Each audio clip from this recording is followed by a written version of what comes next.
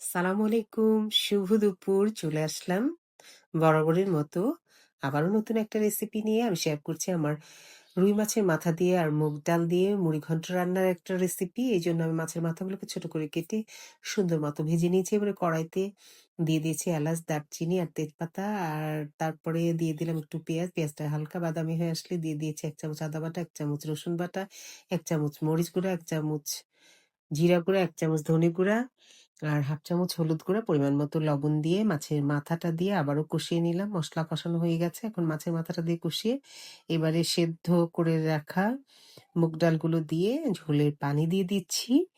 আর আরেকটু রেখে বলক আসলেই হয়ে যাবে আমার আজকের এই মুগ ডালের মুড়িঘন্ট রেসিপিটি।